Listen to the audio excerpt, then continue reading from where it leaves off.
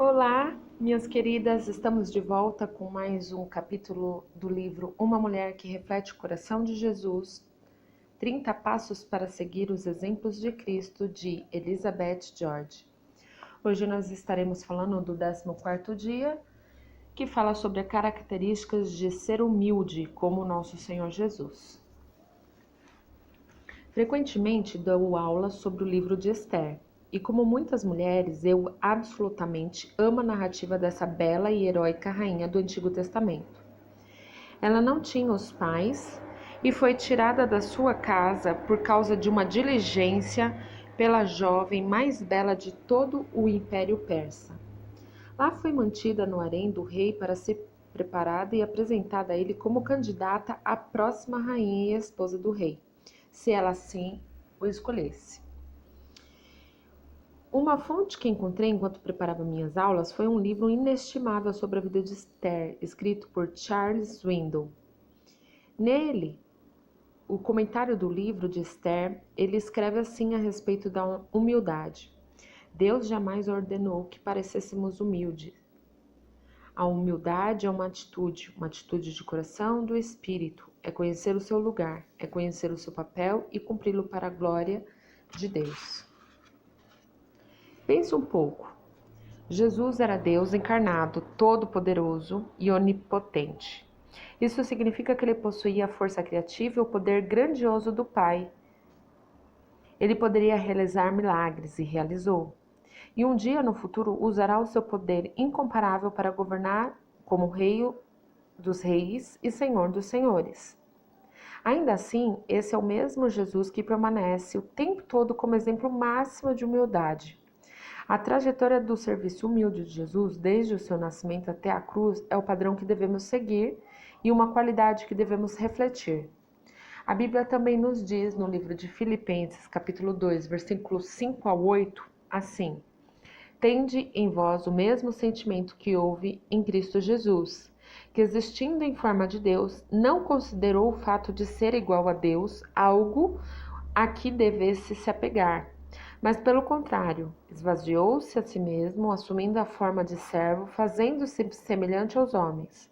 Assim, na forma de homem, humilhou a si mesmo, sendo obediente até a morte, morte de cruz.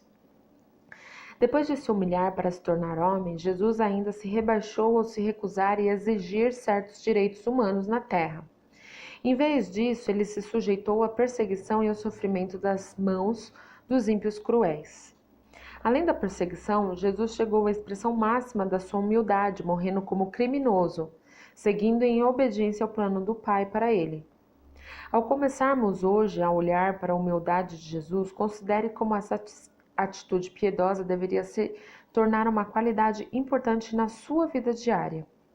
Como li em minha pesquisa, se dizemos que queremos seguir a Cristo, devemos também dizer que queremos viver como ele viveu. Sei por experiência que a humildade vai contra toda a nossa natureza humana. Somos naturalmente pessoas egoístas e egocêntricas, que pensam primeiro e primordialmente em nós mesmos.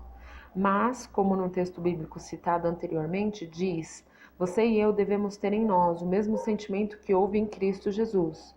Aqui estão algumas formas de nutrir a humildade. Todas são extraídas da vida encantadoramente humilde do nosso Senhor e daqueles que o cercavam. Imagine isso. Durante o tempo que Jesus caminhava na terra, João Batista se tornou uma figura imensamente popular em Israel. Não havia um profeta autêntico enviado por Deus em Israel há mais de 400 anos. Então, quando João apareceu no deserto, pregando o sermão acalorados e oferecendo o batismo do arrependimento, as pessoas comuns e as marginalizadas da sociedade se aglomeraram para ficar perto dele a ser batizadas. Na verdade, João Batista batizou Jesus, ainda que mais tarde viesse João dizer de Jesus e do seu ministério. João 3,30 diz: é necessário que ele cresça e que eu diminua. João demonstrou o fato fundamental da vida e do ministério cristão. Você e eu não estamos aqui somente para refletir Cristo, mas para exaltá-lo e levar outros até ele. Não somos chamados para exaltar nosso ministério como orgulho ou para acumular determinado ministério ou posição à custa da reputação ou utilidade de outra pessoa. Na verdade, deveríamos estar em alerta máximo para não nos permitirmos desenvolver uma atitude orgulhosa, agressiva, com relação a qualquer um na igreja ou no ministério. A rivalidade invejosa ou amarga é pecaminosa e facciosa. Ela enfraquece a unidade da igreja e leva ao ministério pessoal ineficiente. Portanto, recusa-se a alimentar um espírito competitivo quando uma pessoa nova entrar em cena com algo construtivo e útil para oferecer. Faça o que João Batista fez. Afaste-se de espaço, ajude de toda forma que puder, aponte os outros para um líder ou ideia, mais forte e melhor. Embarque, pense em seu coração. É necessário que ela cresça e que eu diminua. Você não tem que deixar de servir, mas deveria resistir a um impulso de ir até as últimas consequências, lutando para se agarrar a algo que outra pessoa pode ser capaz de fazer melhor do que você. É realmente trágico quando os membros da igreja batem boca. Esse comportamento pecaminoso foi condenado o tempo todo numa carta enviada à igreja filipense pelo apóstolo Paulo. Infelizmente, 2 mulheres foram citadas nessa situação facciosa. Paulo escreveu: suplico a Evódia e Sintique que entrem em acordo no Senhor, e peço que as ajude. Filipenses 4, 2 e 3. Aparentemente, essas mulheres estavam liderando 2 facções adversárias na igreja. É provável que o seu conflito fosse pessoal, talvez tão ridículo e sem importância quanto de que cor pintar o escritório do pastor ou o banheiro feminino. Seja o que for que você vai fazer, não siga nas pecadas dessas 2 mulheres. É excelente seguir Jesus, que disse: bem-aventurados pacificadores, Mateus 5,9. O seu chamado era para manter os olhos em Jesus, não naqueles que o cercam.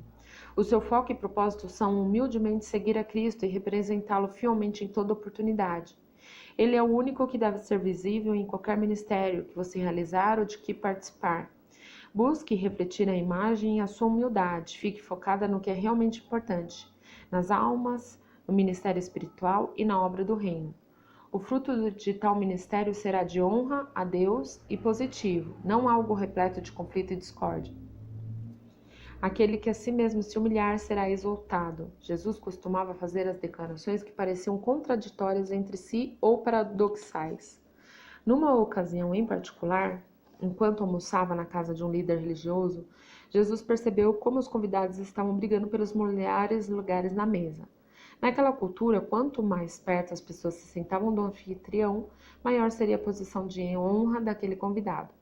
A parábola que Jesus contou como resultado do que testemunhara tinha como intuito fazer os convidados pensarem menos em seu status social e físico e mais nas realidades espirituais. Livro de Lucas, capítulo 14, versículos 7 ao 10. Na história de Jesus, aqueles que pularam para a frente esperando ser exaltados, em vez disso foram humilhados. Quando o anfitrião lhes pediu que tomassem um assento inferior para dar lugar aos outros convidados mais importantes. A mensagem de Jesus era: todo o que a si mesmo se exaltar será humilhado, e aquele que a si mesmo se humilhar será exaltado. Versículo 11. Uma mulher verdadeiramente humilde não tem um conceito de si mesma alto demais, nem baixo demais. Ela simplesmente não pensa em si, além de ter o cuidado e refletir o seu valor de forma apropriada. O seu único pensamento é como estar a serviço dos outros. Então, na próxima vez que você for a algum jantar, festa ou chá de panela, não pense em quem você é. Em vez disso, pense em quem Cristo é e como ele agiria. Medite no fato de que você é dele, que é sua humildade discípula. Tenha como propósito assistir, tenha como propósito servir e encorajar tanto quanto possível. Desfrute do evento do fundo da sala. O Senhor, ele olha para o coração. Jesus era um afiado observador de pessoas, como acabamos de perceber. Ele gostava especialmente de sentar e reparar as pessoas em seus atos e adoração no templo. Essas mesmas pessoas se tornaram objetos de algumas de suas histórias e parábolas. Uma de minhas favoritas nos mostra como é a humildade verdadeira. Agora ouça Jesus enquanto ele descreveu a cena. No livro de Lucas, capítulo 18, do versículo 10 ao 14, diz assim: 2 homens subiram ao templo para orar. Um era fariseu e o outro publicano. O fariseu de pé orava consigo mesmo: Ó Deus, graças te dou, porque não sou como os outros homens, ladrões, injustos, adúlteros, nem mesmo como este publicano. Eu jejuo 2 vezes por semana e dou o dízimo de tudo quanto ganho. Mas o publicano em pé e de longe nem mesmo levantava os olhos ao céu, mas lamentava-se profundamente, dizendo: Ó Deus, tem misericórdia de mim, um pecador. Digo-vos que este desceu justificado para casa, e não o outro. Pois todos os que se exaltar será humilhado, mas o que se humilhar será exaltado. Nessa parábola, Jesus comparou 2 homens. Um era exteriormente muito religioso, parecia ser um homem humilde e temente a Deus. Fazia todas as coisas certas, mas a sua humildade era apenas uma demonstração exterior para chamar a atenção. Por dentro era meio presunçoso e desdenhava dos outros, relevando a sua falsa humildade. Em contraste, o publicano ordinário e desprezível possuía e exibia uma verdadeira humildade interior. Jesus disse que esses homens desprezado e excluído da sociedade era quem havia verdadeiramente se humilhado e, como resultado, seria exaltado. Lamentavelmente, o homem olha para a aparência, mas o Senhor para o coração. 1 Samuel 16, 7. Na economia de Deus, não são os poderosos e os orgulhosos que recebem a sua bênção e aprovação.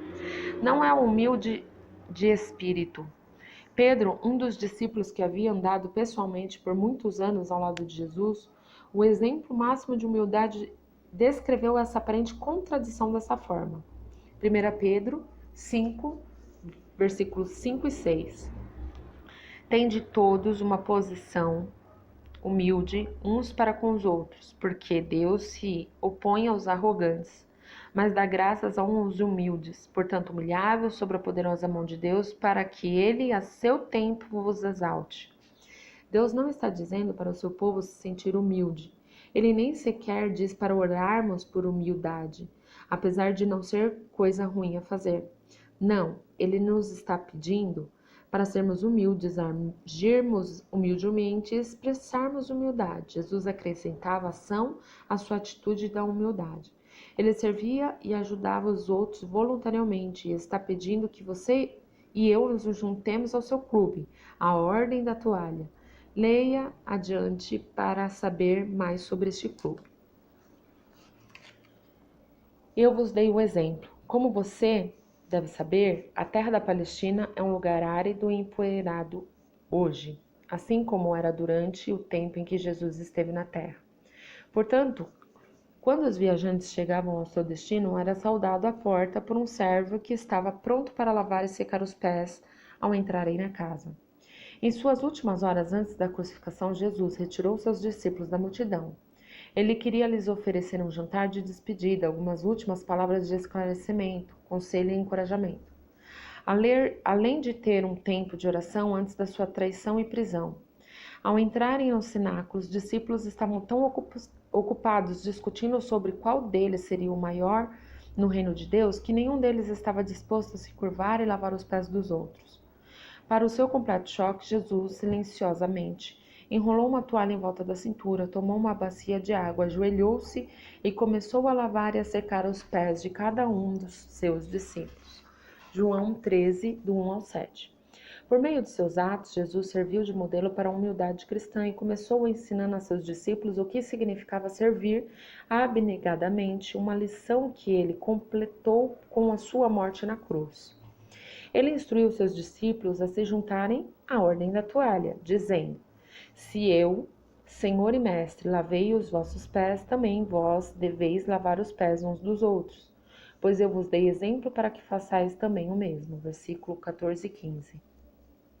Todo esse episódio começou com os discípulos discutindo orgulhosamente sobre quem teria a posição de maior prestígio no novo reino de Jesus. O serviço humilde de Jesus estava em completo contraste com o desejo arrogante deles por status. Amor e serviço abnegados eram marcas distintas do caráter de Jesus e devem ser espelhados em seus verdadeiros discípulos. Jesus que se sentia tentada a pensar e agir com orgulho ou se surpreender desejando alguma posição de honra. Pare, viste-se de humildade em sua mente e em seu coração. Enrola uma toalha na sua cintura, pegue uma bacia de água, sirva alguém mental e espiritualmente. Ore para se tornar uma humilde serva para todos. Ore para o sucesso de todos, especialmente daqueles que você é tentado a invejar ou criticar. Ore diretamente para ter uma atitude abnegada para com aqueles que Deus fez cruzar o seu caminho. Como você pode refletir um coração de humildade? É se criticando ou pensando que você tem pouco valor? Não. Humildade não é resignação passiva. Não é a fina arte de despreciar a si mesma ou aos outros. Ela vem do conhecimento de Cristo e do seu valor nele. Ela toma lugar na mente e no coração e é indicada como humildade de espírito, Filipenses 2:3, que pode e deve ser nutrida, cultivada e refletida. Uma colega de faculdade me perguntou: como posso ser mais humilde? Acredite, isso me custou alguns neurônios, mas aqui estão algumas das respostas que dei a ela. Iniciei cada dia refletindo sobre o grande sacrifício de Cristo a seu favor e considerando a sua própria pecaminosidade. Quando seguir esse padrão, você ficará quebrantada pela graça que Deus lhe ofereceu. Então, em resposta, humildemente agradeça a Jesus por ser modelo da humildade. Depois, faça escolhas intencionais que expressam humildade. Por exemplo, fale menos e escute mais. E definitivamente fale menos de você. Procure aqueles que estão sofrendo sozinhos e estenda a mão. Aonde quer que o seu dia a leve, vá para dar e servir tantas pessoas quanto puder. Voluntarie-se para limpar e arrumar, para lavar pés. Comprometa-se com alguns ministérios que ninguém vê, cozinhando para os outros em casa, visitando pessoas impedidas de sair de casa e hospitalizadas, levando uma refeição especial para uma vítima de câncer, limpando a casa de um irmão idoso. E aqui vai a maior de todas: seja uma mulher de oração. Tudo a respeito da oração produz humildade. A postura da oração é para falar baixo, falar com Deus. A coloque em seu devido lugar, Ele é santo. Adorá-lo e louvá-lo, a coloque em seu devido lugar. Ele é maior do que você pode. Pedir ajuda de Deus com os seus problemas e amados, a coloca no seu devido lugar. Você precisa da ajuda dele. Jejuar também desenvolve um conhecimento da humildade. Até o mero ato de ficar sem comida ou pular uma refeição a enfraquece fisicamente, sem mencionar o longo tempo em oração que costuma acompanhar um jejum. Mais uma vez, reflita sobre as palavras de Pedro: humilhai-vos sob a poderosa mão de Deus. De quantas formas você pode se humilhar? Cada dia, cada ato e palavra que sai da boca é uma nova oportunidade de cultivar a humildade de Jesus como qualidade de caráter.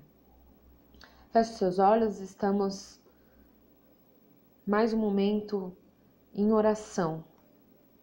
Senhor, leio sobre tua humildade e fico quebrantada até o meu âmago.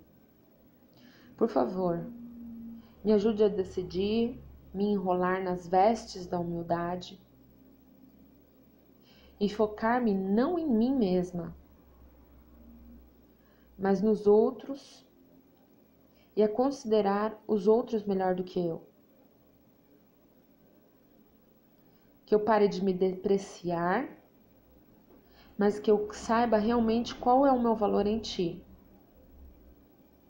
E possa todos os dias fazer parte do seu clube da toalha. Amém. Se esse livro tem edificado a sua vida, curta o canal, se inscreva, ative o sininho para as próximas notificações, compartilhe com as suas amigas para que a vida delas possa ser edificada também através da sua. Na próxima semana estaremos falando sobre como ser alegre como o nosso Senhor Jesus.